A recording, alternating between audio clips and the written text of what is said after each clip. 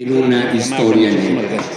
Y de pronto, cuando se me invita a participar en esta 24 Feria del Libro en el Zócalo de la Ciudad de México, se me ocurrió, vamos a contar historias negras. Evidentemente varios de ustedes me han escuchado ya hablar sobre mi origen, el abandono de mi padre cuando tenía 9 años, que andaba yo en Disneylandia correteando a Campanita, bla, bla, bla, bla, bla. Y hoy pretendo modificar ese discurso para plantear, interrúmpeme cuando quieras. Nada más, por si acaso alguno tiene la profunda ignorancia de no saber quién es Fritz Klockner, nada más quería aclararles.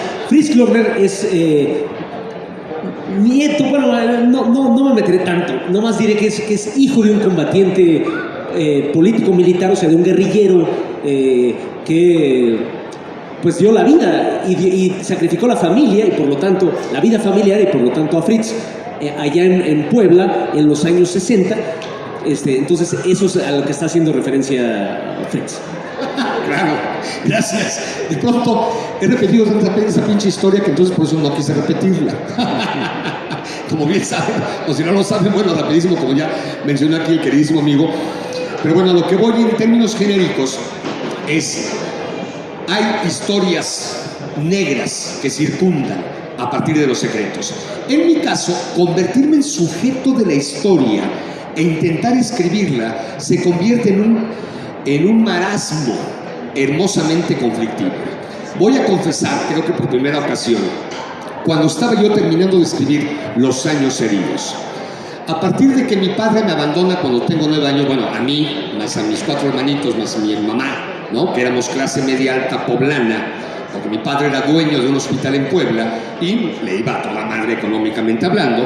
Pero de pronto, en junio de 1971, mi padre decide incorporarse a las Fuerzas de Liberación Nacional y por lo tanto abandona la familia. Y por lo tanto no sabíamos dónde chingado estaba Napoleón Glockner. Y por lo tanto, cuando es detenido el 13 de febrero de 1974, Fritz Glockner se convierte en asiduo visitante del Palacio Negro de Lecumberri. Entre febrero y julio de 1974, yo, de 12 años, venía a la Ciudad de México de Puebla 3 veces por semana, acompañando a mi señora madre, Gloria Corte, a ver a mi papá. Como yo era menor de edad, podía entrar cualquier día de la semana a Lecumberri. No necesitaba que fuera viernes o domingo, que eran los 2 días de visita de la crujía G en la cual se encontraba hacinado mi padre en Lecumberri. Por lo tanto, mi madre tenía credencial de defensora y podía entrar cualquier día de la semana, y el pendejo que acompañaba a Gloria los miércoles y los sábados era Fritz, cosa que me encantaba. Uno, perdía yo clases. No es cierto. Me encantaba porque venía yo a ver a mi papá, el cual se había ausentado durante 2 años y 4 meses. La gracia es que cuando te conviertes en sujeto de la historia, de pronto dices, ay, güey, ¿cómo voy a contar estas historias? ¿Cómo voy a hacerle caso a Ángel González para, debí de haber contado otras historias, cuando decido narrar lo que ha pasado con la mal llamada Guerra Sucia? Porque como recordarán, yo soy un insistente de que lo que pasó en México en la década de los años 60, 70 y 80 no podemos denominarle como guerra sucia, sino como guerra de baja intensidad. Según se registra en el propio manual con el cual estudiaban los militares y policías latinoamericanos que iban a estudiar a la Escuela de las Américas en Panamá, el manual que les daban para estudiar habla de guerra de baja intensidad o guerra contrainsurgente. ¿Y por qué guerra de baja intensidad? Porque no solamente se trataba de torturar, asesinar, desaparecer, sino de secuestrar la información, la memoria, la historia, y presentar a los combatientes revolucionarios como delincuentes del fuero común. Bien, a lo que voy pues es cuando te conviertes en sujeto de la historia y decides escribirla. Me tardé 40 años, desde 1984, mi primer trabajo escolar en la Escuela de Historia en la Universidad Autónoma de Puebla, toca este tema, obviamente sobre los orígenes de la guerrilla en México. Y durante 40 años me dedico, 1984, a, primero, 2008, cuando publico por primera vez Memoria Roja, que es historia de la guerrilla en México de 1943 a 1968. Y después me tardo del 2008 al 2018 en entregar la segunda parte, digamos, de esta historia de la guerrilla en México, Los Años Heridos, que es la historia de la guerrilla en México del 68 al 85. Ahí viene el chisme que creo que no he confesado nunca. Que este libro, Los Años Heridos, me tardo 10 años en escribir por el agotamiento. De alguna manera, Memoria Roja fue un poco fácil, porque los sujetos de la historia, estábamos hablando del 43 al 68. Rubén Jaramillo había sido asesinado en mayo de 1962. Lucio Cabañas en sus inicios, Genaro Vázquez Rojas, Los Compañeros del Mar. Lo más fuerte para mí en ese momento, para Memoria Roja, fue escribir el asalto al cuartel Madera un 23 de septiembre de 1965 en el estado de Chihuahua.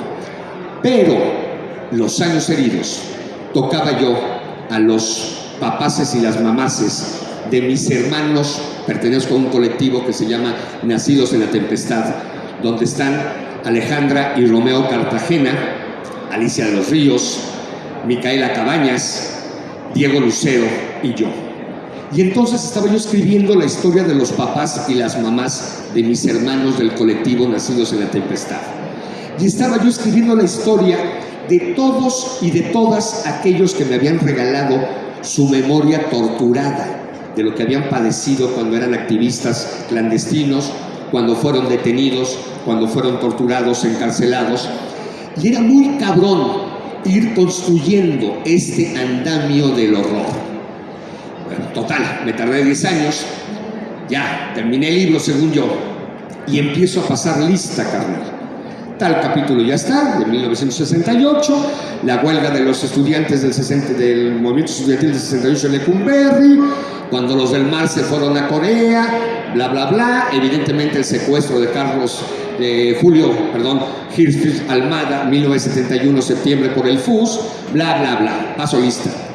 Y de pronto, madres, el asesinato de Napoleón Glockner Carreto, o sea, mi papá, el 5 de noviembre de 1976. Huevos, siguiente capítulo. La muerte de mi tía Julieta Glockner Rosáins, en febrero de 1975. Reviso y digo, ya los escribí, a huevo. Y me voy al original. Pendejo de mi devoción. Había yo evadido escribir ese par de capítulos que evidentemente atentaban sobre mis vísceras, sobre mi corazón, sobre mis terminales nerviosas. La historia de mi padre, de alguna manera ya la había yo contado en mi novela 20 de cobre, había yo dicho 20,000 veces lo que había pasado con mi papá. Era una narrativa que ya estaba colectivizada, era una historia que ya no se contaba en susurros, como lo hicimos los Glockner Corte, Glockner Rosáins, todos los Glockner, como contábamos en secreto lo que habíamos padecido, el que un hombre y una mujer, Napoleón y Julieta, hubiesen optado en 1971 de incorporarse a la clandestinidad. Pero paulatinamente, fines de los 80s y en los 90s, empezamos a hablar con mayor fuerza, subiendo el tono sobre estas historias.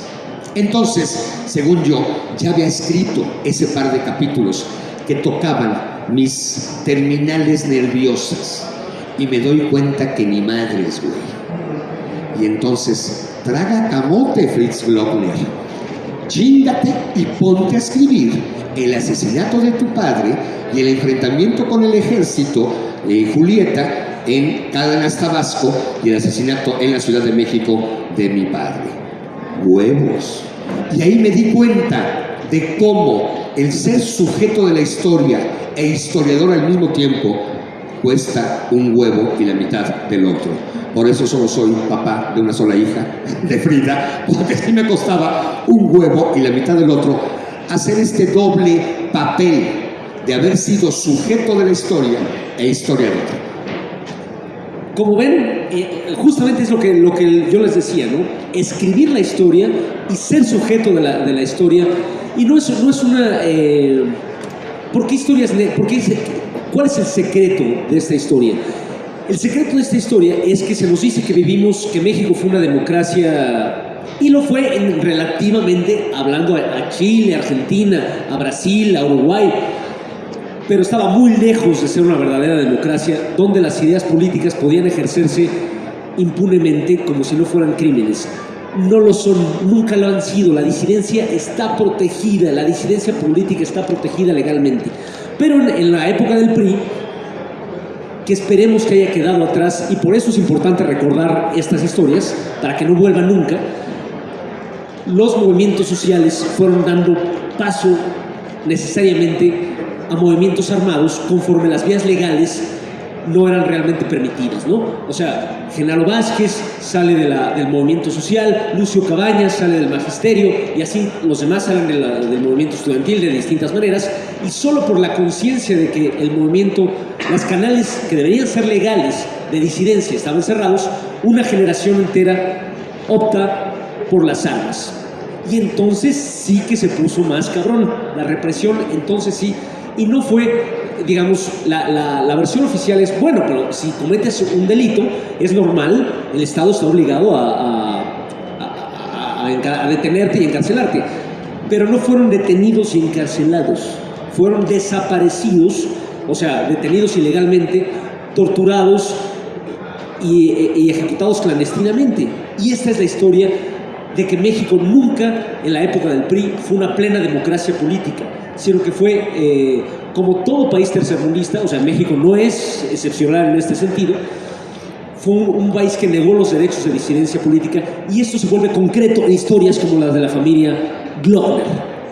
En ese sentido, evidentemente, como estás mencionando, querido, México se convierte en más historia negra, en la lógica de que la guerrilla es inexistente. A pesar de que entre 1969 y 1978 actúan 39 diferentes grupos armados en México, a que no sabía ese pinche dato específico, a pesar de eso, Cuba nunca le otorga acta de nacimiento al movimiento revolucionario clandestino mexicano, ¿sí? 2.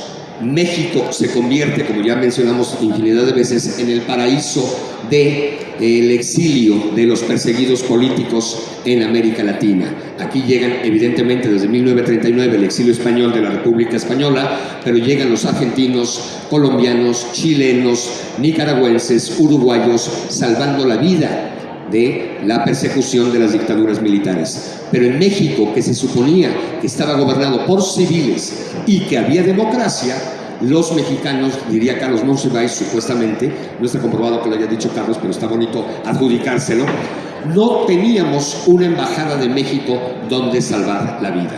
Y peor tantito, de pronto la guerrilla mexicana es negada, es censurada por la propia izquierda electoral mexicana, por la propia izquierda intelectual mexicana.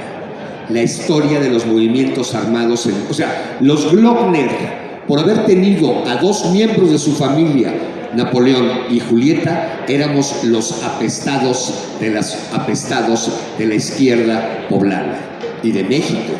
Porque, repito, no solamente lo negaba el Estado mexicano, la tortura, la desaparición forzada, el asesinato, sino la propia izquierda, el movimiento sindical independiente, evidentemente censuraba los actos de la Liga Comunista 23 de septiembre, porque, obvio, cuando los chavos de la Liga iban y repartían afuera de las fábricas el periódico Madera, llegaba la policía y reprimía a todos por igual, dándole la madre a los incipientes movimientos libertarios del sindicalismo independiente. ¿Me explico? Pero entonces el sindicalismo independiente se convierte en un enemigo también, o en un censurador de la radicalización de esa izquierda clandestina. Por lo tanto, sí se convierte en la guerrilla olvidada, diría Carlos Montemayor, en la guerrilla más marginal. Cuando mi padre cae preso, ¿quién creen que lleva el caso de Napoleón Glockner Carreto a Amnistía Internacional? La Compañía de Jesús, los jesuitas. no fue el Partido Comunista Mexicano, no fue la intelectualidad de la Universidad Nacional Autónoma de México o de la Universidad Autónoma de Puebla, donde mi abuelo Julio Glockner había sido rector, el primer rector de izquierda en el movimiento de reforma universitaria de 1961. Fue la Compañía de Jesús la que apoya a los Glockner para llevar el caso de tortura de Napoleón y Lecumberri a Amnistía Internacional. Diría mi tía Judith, mámense esa. Dicen que si digamos, en México los disidentes tuvieron la desgracia de que en México no haya embajada mexicana donde refugiarse, del mismo modo podría decirse que el único país de América donde no ha habido un golpe de Estado es Estados Unidos, porque ahí no hay embajada estadounidense. Es interesante que esta historia tan dramática, tan llena de claroscuros intensísimos, es tentador verla como una historia sin matices, donde los buenos son perfectamente buenos y los malos son perfectamente... Creo que los malos sí son perfectamente malos, pero los buenos nunca son perfectamente buenos. La izquierda es por definición disidencia y por lo tanto polémica y controvertida y sucia. Diré más, sucia. Porque hay una historia terrible, ¿no? de la izquierda intelectual mexicana que decir, ahora nos es muy fácil decir, ahora ya llegó la izquierda al poder, que siempre estuvimos excluidos. Bueno, en la época de Echeverría, el mismo Echeverría que hizo estos crímenes sin nombre, las torturas de mujeres y niños, las desapariciones, ese mismo monstruo es el que los intelectuales de izquierda decían la Echeverría o el fascismo. Intelectuales que admiramos, que tenemos derecho a admirar bastante: Carlos Fuentes, Fernando Benítez, Víctor Flores Olea. Víctor Flores Olea, para no hablar de Octavio Paz, que ya se siguió de filo, que ya se siguió de filo más y más a la derecha, pero ellos que eran relativamente demócratas, progresistas, buenas personas que estarían aquí con nosotros si vivieran, estarían en este tipo de ferias sin problemas, seguramente, decían Echeverría o el fascismo. Y el propio Echeverría no decía, yo soy la derecha, yo soy el malvado Pinochet de México. Decía, yo estoy a la extrema izquierda de la Constitución, o esa frase creo que es de López Mateos, de la Revolución Mexicana. Y López Mateos algo muy parecido, y era el que decía a los jóvenes que estaban a su izquierda, les decía, jóvenes manipulados por la CIA.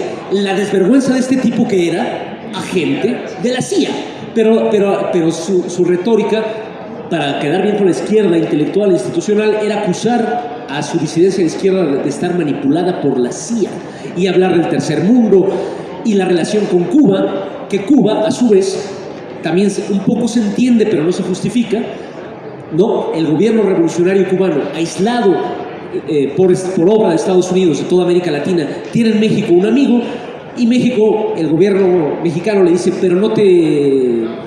pero por favor desautoriza a estos compañeros, y el gobierno cubano se cuadra y los desautoriza, no se solidariza con ellos.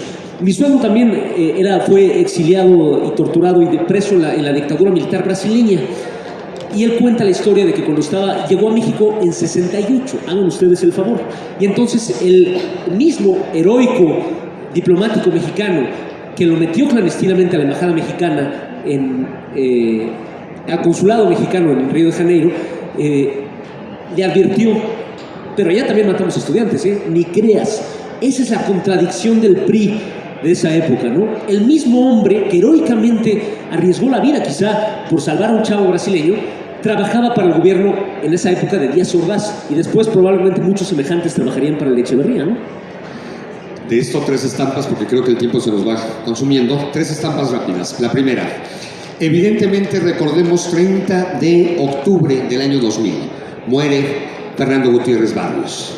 Y en la revista Proceso, los exiliados chilenos y argentinos mandan las condolencias a la familia Gutiérrez Barrios diciendo que ha muerto un gran mexicano. Chinguen a su madre. De inmediato escribí una carta a Proceso diciéndole a los queridos, adoradísimos exiliados argentinos y chilenos, a ver, culeros, ¿qué pensarían si cuando muera este argentino, que vino a México, que era el director de... ¿Carballo? ¿Cómo se llama? Carballo es el detective de Vázquez Montalbán, carnal.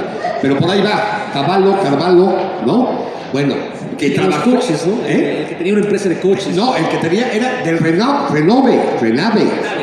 ¿no? Del registro de carros, contratado por el gobierno federal como el director del Renave. Un torturador. Vi torturador en Argentina. Yo les dije, ¿qué opinarían si cuando muere este hijo de puta, que ahí sí me sabía yo el nombre de este cabrón, nosotros le dijéramos a esa familia, pobrecito, ha muerto un gran argentino? Eso es lo que están haciendo, diciendo, al plantear que Gutiérrez Barrios era un gran mexicano. Segunda estampa de estas historias negras. Mi abuelo, ya mencioné, líder del movimiento estudiantil de Reforma Universitaria en 1961 en Puebla.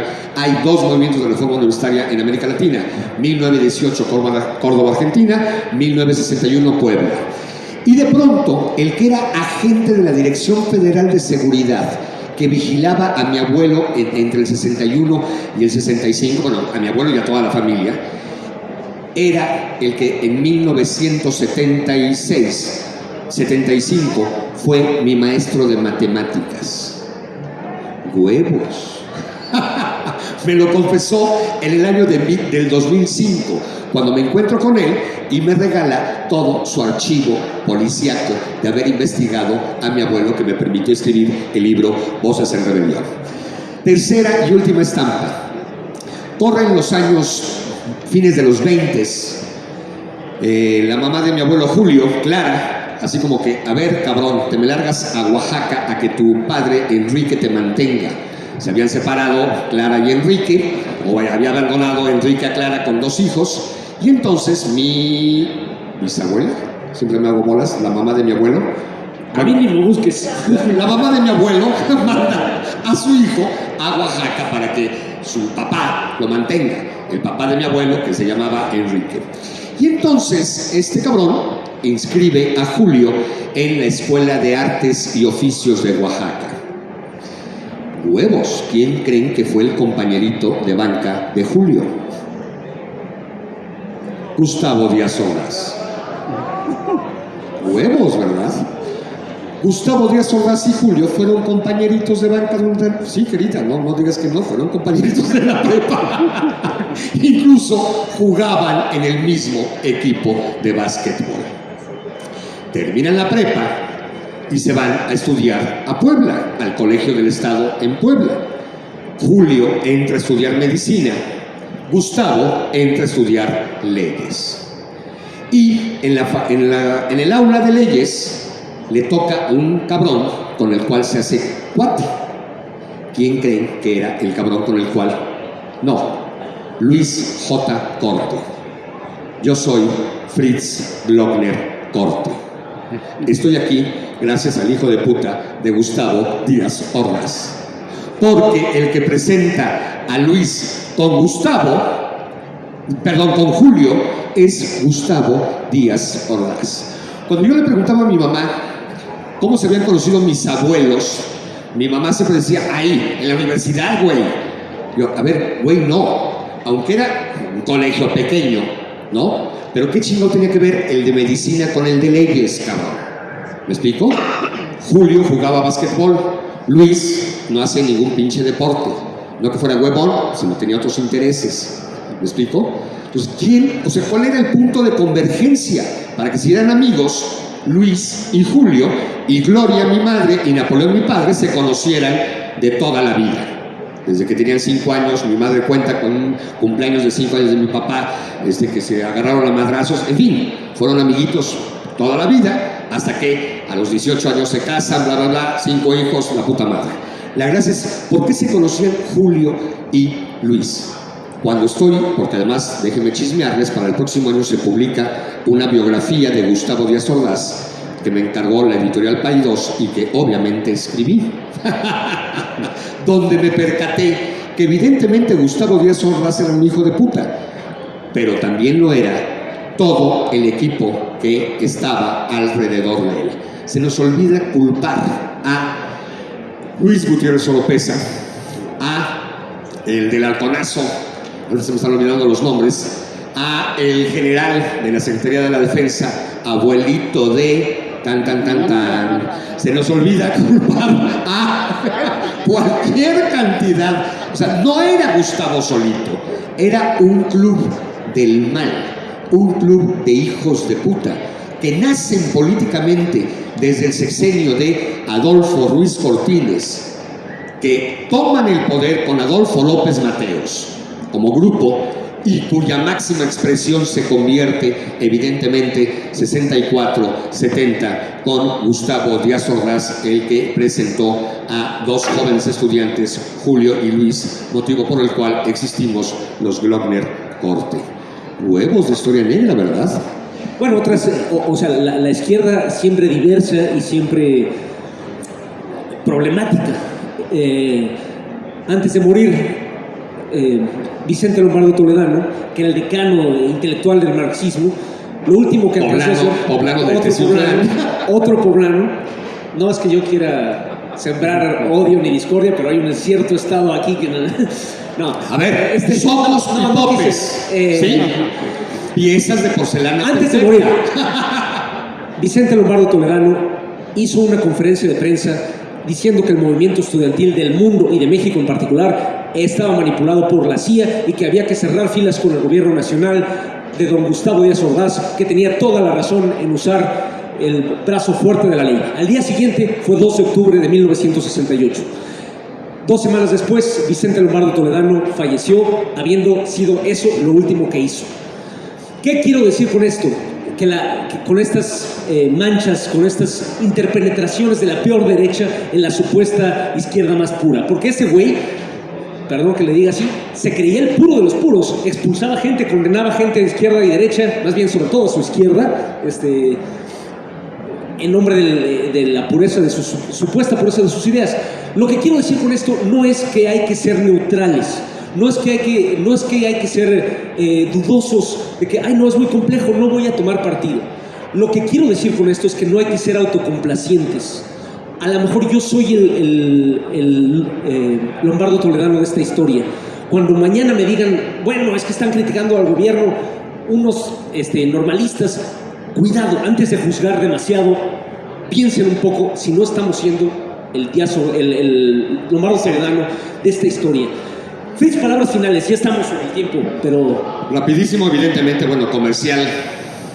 Los Años Heridos, que por cierto se hizo serie, no sé si vieron, desde hace 15 días, se está proyectando en el Canal 11, Canal Capital 21 y Canal 22, una serie basada en mi libro de historia, que se llama Los Años Heridos. Se la recomiendo, a ver qué opinan ustedes de ese trabajo audiovisual. Está en Editorial Planeta, mis libros Memoria Roja, Cementerio de Papel, 20 de Cobre, Los Años Heridos, y espero que en el stand de la Benemérita Universidad Autónoma de Puebla esté el libro Voces en Rebelión. Y evidentemente, para ir cerrando y para cerrar, cuesta uno y la mitad del otro ser sujeto de la historia y ser historiador, pero por lo mismo es hermoso reconocer que no eres objetivo. Y claro que tomas partido por un lado de la historia, como todo historiador ha tomado partido. Que no me venga a patear los huevos ningún historiador de ninguna tendencia de que es hermosamente objetivo. Desde que decides u optas por investigar un tema histórico, un pasaje de la historia, una historia negra, rosa, amarilla o morada, evidentemente estás tomando partido. Y evidentemente el historiador es un interpretador de las voces de los fantasmas del pasado. Y como siempre he dicho, como historiador creo que tengo la consigna de crear historia de fantasmas y no de cadáveres. Porque los cadáveres están ahí en un cementerio y no nos asustan en el presente. Pero un pinche fantasma te hace en el presente y te cagas. Y como historiador, sea o no yo también objeto de la historia, hay que construir esas voces de fantasmas para que actúen en el presente y intentemos desterrar las pesadillas, porque nos hace falta mucho más utopías de las que ya podemos considerar que hemos alcanzado hoy en día. Muchas gracias.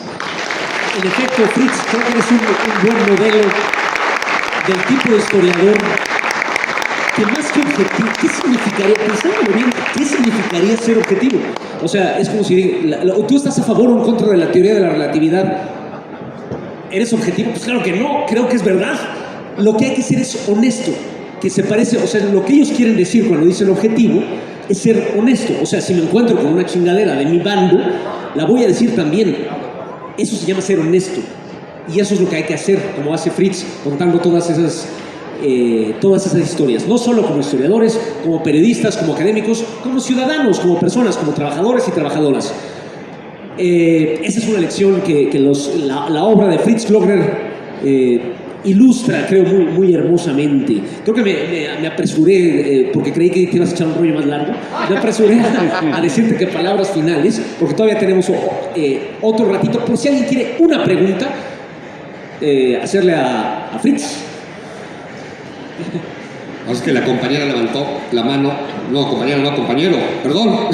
Tengo la luz enfrente, carnal. No vemos nada. Gracias. Una pregunta. ¿Por qué Echeverría toma el papel de ser representante de la izquierda y como abanderado en América Latina? Considero que es una pregunta interesante, ¿no? Imagínate, en mi adolescencia, exactamente en primero de secundaria, voy en el Instituto Oriente, la escuela de los jesuitas en Puebla, ¿no? Y yo entraba en controversia por qué chingado le mentaba yo la madre a Luis Echeverría, porque para mí era un represor de mierda de derecha, pero al mismo tiempo mis amiguitos burgueses, el hijo del dueño de la refresquera Chaparritas del Naranjo, ¿se acuerdan de ese refresco? Que era un burgués cabrón. Él también odiaba a Echeverría. Entonces discutíamos, yo defendiendo al socialismo, él al capitalismo, pero coincidíamos en que los dos le metábamos la madre a Echeverría. Yo decía, no mames, ¿por qué, güey? Porque evidentemente Echeverría tenía el mote, la imagen. ¿Qué pasa con Echeverría? Que se construye como el heredero del cardenismo. Se construye como el que va a dar continuidad al sexenio de Lázaro Cárdenas, 1934-1940. Y recordemos, permite la entrada del exilio latinoamericano, ¿no? Y recordemos, habla en pos de la creación del tercer mundo, de la unión de los países subdesarrollados, funda su centro de estudios del tercer mundo y genera esta simpatía hacia un sector de la juventud y de la intelectualidad. Recordemos que muchos jóvenes, incluso líderes del 68, terminan colaborando en el gobierno de Luis Echeverría, luego de que fuese exculpado en el 5º informe de gobierno de Gustavo Díaz Ordaz, el cual asume al 100% los acontecimientos del movimiento estudiantil y sobre todo del 2 de octubre del 68.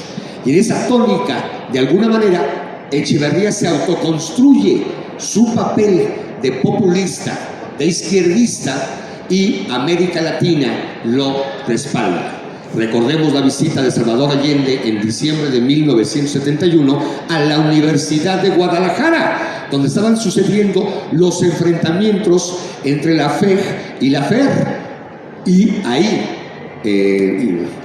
Allende da uno de sus mejores discursos sobre la juventud, avalado por Echeverría. Y que de hecho la frase de Allende, otro mito que hay que ver de otro ángulo, estaba haciendo, no es decir que hay que ser revolucionario, es decir que no hay que ser revolucionario. O sea, su famosa frase, ser joven y no ser no ser revolucionario es una contradicción hasta biológica. Creemos que estaba diciendo que hay que ser revolucionario. Estaba diciendo que no hay que ser revolucionario. Le estaba diciendo a Echeverría, estos que protestan, pues es que son jóvenes, dales chance. Es una frase, con toda la admiración que le podamos tener a Allende, esa es una frase bastante paternalista y antirrevolucionaria, aunque haya pasado a la historia, porque se la dijo en un acto oficial con Echeverría, frente a los jóvenes de Guadalajara, ¿no?